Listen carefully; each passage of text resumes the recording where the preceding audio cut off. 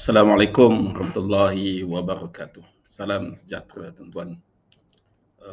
Tuan-tuan, kebelakangan ini kita mendapati bahawa pemimpin-pemimpin Perikatan Nasional, pemimpin-pemimpin PAS, pemimpin-pemimpin Bersatu dihinggapi suatu penyakit baru, iaitu penyakit denial syndrome ataupun sindrom penafian. Di mana apa yang kita lihat, mereka menafikan segala kebaikan yang dilakukan oleh kerajaan perpaduan. Ada di kalangan pemimpin mereka menyatakan bahawa apabila ditanya tentang komen tentang performance kerajaan perpaduan, mereka mengatakan bahawa ketika itulah selepas 2 bulan dia kata tak ada apa-apa yang dilakukan oleh kerajaan perpaduan. Tak ada langsung artinya dari kenyataan yang mereka buat itu tak ada langsung kebaikan dan juga inisiatif ke program-program yang baik yang dilakukan oleh kerajaan perpaduan. Dan kita lihat inilah sikap mereka yang sebenarnya tidak jujur dan tidak telus dalam memberikan komen sehingga menafikan apa juga program-program yang kita yakin ianya baik dan mendapat sambutan yang baik daripada rakyat. Mana mungkin mereka boleh menafikan program-program yang walaupun nampak kecil tetapi sebenarnya membawa banyak kebaikan. Antaranya program Bakul Rahmah, Menu Rahmah, Kafe Rahmah dan lain-lain. Apakah mereka nak nafikan kebaikan program-program tersebut?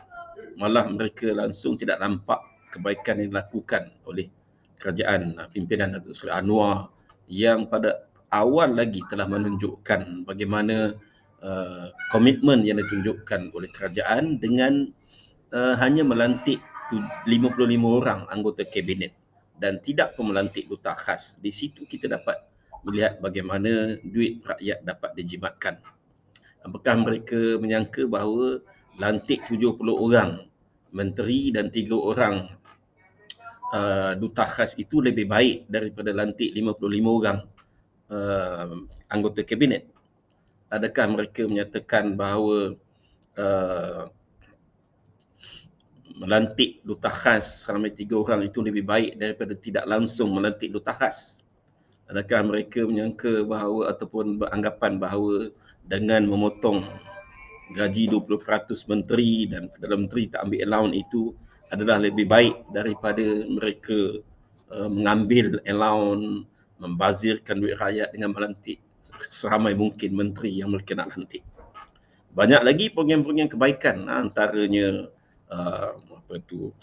memberikan bantuan kepada pesawah 60 juta, bantuan rahmah kepada seisi keluarga dan berbagai-bagai lagi program-program program-program yang jelas ianya baik dan juga diterima oleh rakyat. Namun oleh kerana mereka telah pun dihinggapi dengan penyakit sindrom penafian ini, maka mereka melihat ataupun mereka langsung tidak melihat kebaikan yang dilakukan oleh kerajaan perpaduan. Saya yakin rakyat dapat menilai dan dapat melihat dan merasai apa yang telah dilakukan oleh kerajaan perpaduan. Sebab itulah persentis penerimaan kepada kepimpinan Datuk Seri Anwar itu melalui kajian yang dibuat oleh Merdeka Center, 68% menyatakan kepuasan kepada performance Datuk Seri Anwar. Jadi sindrom penafian ini adalah suatu penyakit yang bahaya kerana tuan-tuan, mereka akan sentiasa menidakkan ataupun menafikan apa juga kebaikan yang dilakukan oleh orang lain, terutamanya musuh politik mereka. Kita bimbang penyakit ini menjadi ataupun digolongkan oleh suatu firman Allah, khatamallahu ala qulubihim wa ala sam'ihim wa ala absarihim ghishawah.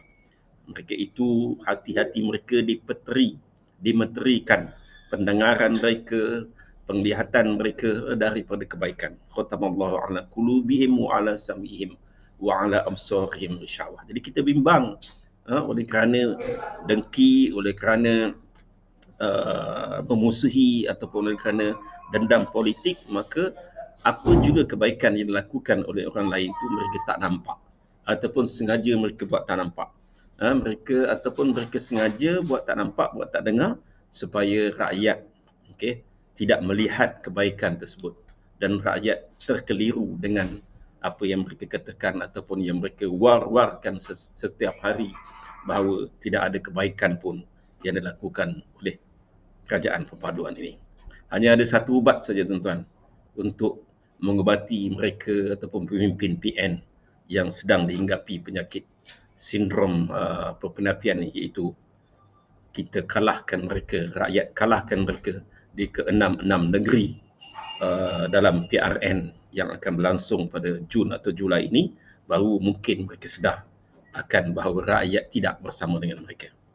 Ayuh kita fikir-fikirkan sebenarnya apakah pemimpin PN ini jujur, amanah dan tulus dalam menyampaikan pandangan dan juga pendapat kepada apa yang dilakukan oleh kerajaan perpaduan. Terima kasih.